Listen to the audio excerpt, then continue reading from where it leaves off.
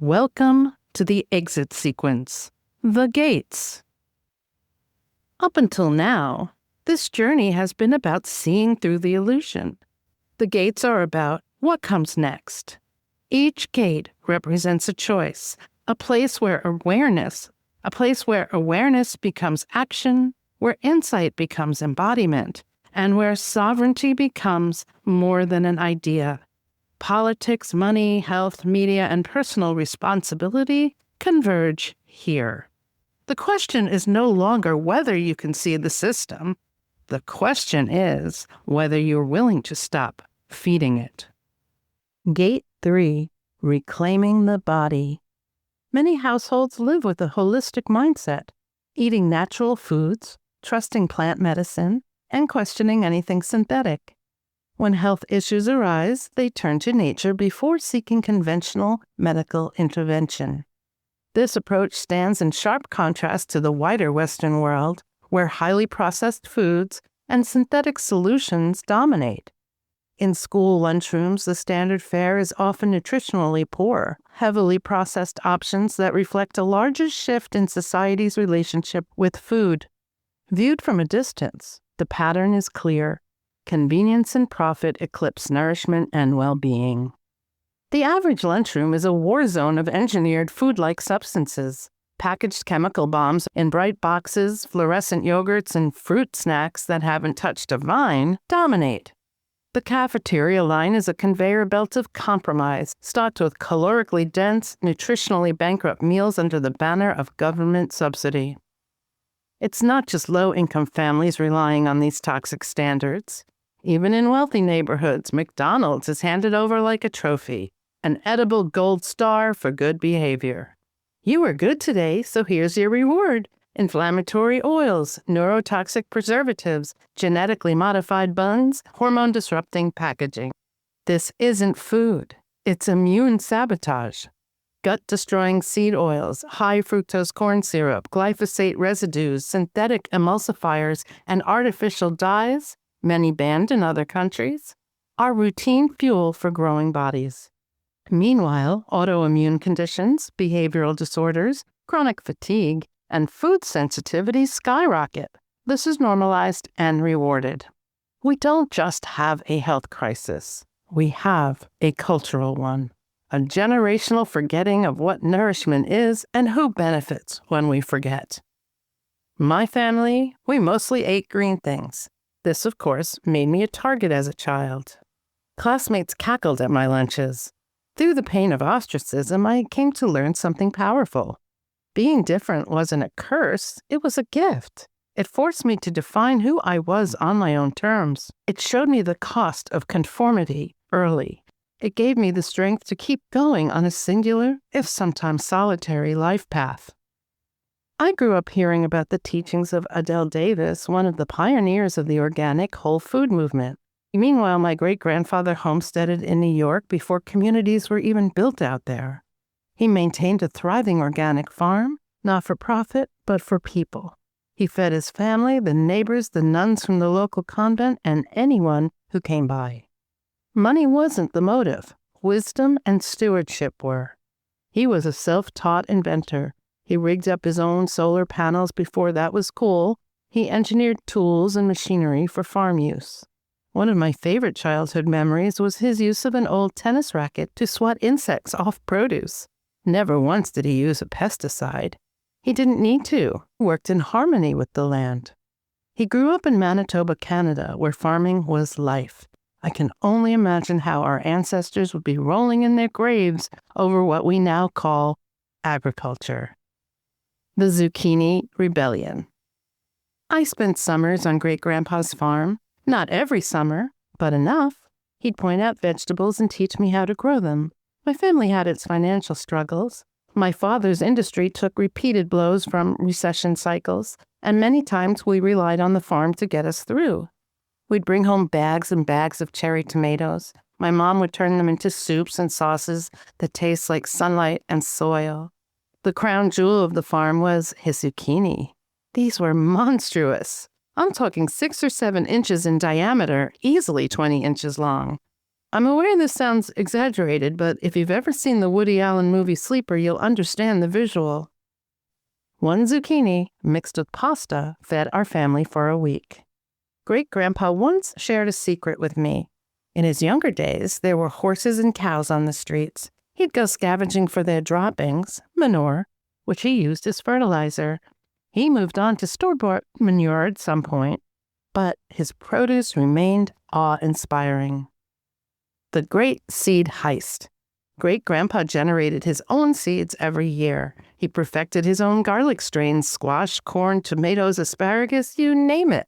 Everything was hand-sown, hand-raised, and hand-harvested. This was not a hobby garden. This was a one-man revolution. You can imagine the pain and outrage I felt witnessing the rise of Monsanto and the near eradication of organic farming. Under the guise of progress, they waged war on seed integrity. They poisoned the global supply chain.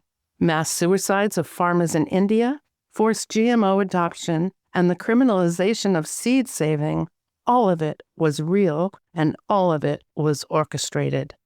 They strong-armed countries across the globe into adopting genetically modified, pesticide-ridden, sterile seeds that stripped the earth of vitality and stripped our food of nutrition. Most people still don't even know. I do, because I saw the difference up close. Back to the lunchroom. My classmates had their Wonder Bread and Oscar Mayer bologna. Me, I had stone ground bread, sprouts, dark leafy greens, and odd meats my mother would find at one of the health food stores in the area. We were barely getting by, but she made it work. That store was run by a woman named Pearl, and I hated going there. Not because of the food, but because I would sit on the floor for what felt like hours while my mom received lessons from Pearl on whole proteins, nutritional synergy, and how to stretch $1 while still feeding a family of 4. There was no Whole Foods, no organic aisles, no quinoa bowls or packaged superfoods. We had a few guidebooks and whatever bulk grains Pearl could spare. At one point, my family went through a vegetarian phase back when there were no decent vegetarian options. My mom boiled soybeans and passed them off to us because they were whole proteins. The taste? Somewhere between boiled blister and foot fungus. We revolted, and we eventually went back to meat. Still, I marvel at what my mom pulled off. She was a magician, a miracle worker. Today, families have endless healthy options. You don't need to pull together meals made from soybeans. In fact, you can't, because they're all GMO'd now. You do need to watch out for the wolves in lab coats, however. The Beyond Meat products being sold as ethical, healthy choices, toxic cocktails full of preservatives, unnatural compounds, and heavily processed junk dreamed up in boardrooms by people who have decided that bioengineered food product grown in a lab should be passed off as a healthy alternative. It doesn't stop there. Welcome to the modern health food aisle, where nothing is sacred and everything has a marketing team. Plant-based milks, mostly water, emulsifiers, and nut residue rebranded as wellness. Add to this inflammatory, fat-inducing seed oils, and you might as well go back to the antibiotic-infused cow's milk. Almonds that once crunched now whisper through additives. Vegan cheese manages to melt like plastic because it's crafted from oils, modified starch, and whatever lab ingredient they could find that doesn't require an animal. Protein bars? Candy bars in athletic wear. The label says 20 grams protein, but the fine print screams sorbitol, maltodextrin, and sweeteners that double as neurotoxins. Don't be fooled by the Greek-style yogurt. It's often sugar-packed, low-culture, and loaded with thickeners that make it look creamy without offering a shred of gut support. The crown jewel of deception might be the low-fat scam. Once hailed as the answer to heart disease, it turned entire grocery aisles into carb orgies. What they took out in fat, they replaced with sugar, corn syrup, or chemically engineered mouthfeel. That's before you even get to the sugar-free zone, where products hide behind friendly blue or yellow packets, quietly frying your brain with aspartame, sucralose, and other toxins wearing a halo. But hey, all FDA approved, so it must be good, right? Once you see it, you can't unsee it. Once you taste real food again, like something your great-grandparents would recognize, you realize how deep this rabbit hole goes. This isn't nutrition. It's a war on your body, and it's being waged at the grocery store. Still, you have a choice. You can opt out of this matrix of manipulated food, nutrient depletion, and synthetic solutions. You can start small with a single meal, a single habit, a single decision to say, I remember what real food is. I remember who I am. Antibodies over agendas. This being said, when my own children were born, I was on a mission to keep them as vibrantly healthy as possible. This wasn't just about nutrition. It was about survival in a world that was changing fast and not for the better. By now, the medical-industrial complex had grown bolder. Vaccination schedules were ballooning. Parents were being pressured, shamed, and legally coerced. I was one of the few willing to question the system. What I discovered was alarming. Vaccines were not what we were led to believe. The disease eradication charts had been doctored. Historical declines in deadly illnesses had occurred before vaccines were introduced, mostly due to improvements in sanitation, plumbing, and nutrition. The charts were redrawn to create a false narrative that vaccines had saved us. No, they hadn't. Worse still, these injections were filled with toxic ingredients, heavy metals, aborted fetal tissue, lab-created DNA fragments, stealth viruses, and synthetic adjuvants with long-term effects no one wanted to study. There were no reliable long-term safety studies, only industry-funded, manipulated data with built-in deniability. The very foundation of the system was riddled with conflict of interest and hidden harm. After deep research and soul-searching, I made a decision. I would not vaccinate my children. At the time, it was a terrifying stance to take. Doctors warned me of dire consequences. Diphtheria, whooping cough, polio, tetanus. Even my husband wasn't on board, initially. Yet my conviction was unshakable, and I hold it tenfold now. Vaccines have gotten worse. The toxicity has escalated, and the coercion has become weaponized. Today, by the time a child turns 2, they're slated to receive upwards of 70 injections, most for diseases that pose little to no serious risk in healthy children. Think rotavirus, chickenpox, hepatitis B at birth, for a virus typically transmitted through sex or shared needles, and 4 separate doses of DTaP before the age of 2. The schedule is obscene. No matter what any white coat says, these combinations have never been tested singly or cumulatively for safety, not in any long-term placebo-controlled way that compares fully vaccinated children to those left unvaccinated. That study does not exist. It has been stonewalled for decades. Meanwhile, your pediatrician isn't just parroting guidelines, he is profiting, no matter how good and warm-hearted and truthful he seems. For every fully vaccinated child, practices receive bonuses from insurance companies ranging from $400 to $600 per patient as long as they meet quota.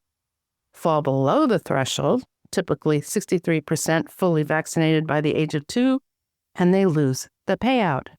Multiply that by hundreds of patients, and you can see why most doctors don't want to have the talk. They've got incentives to comply and absolutely no liability if your child reacts. Then there's what's actually in the shots. We're talking mercury, still found in multi-dose flu vials as thimerosal, aluminum, polysorbate 80, foreign animal DNA, human fetal cells, MRC-5WI38, and various stealth viruses and synthetic adjuvants that bypass natural immune defenses.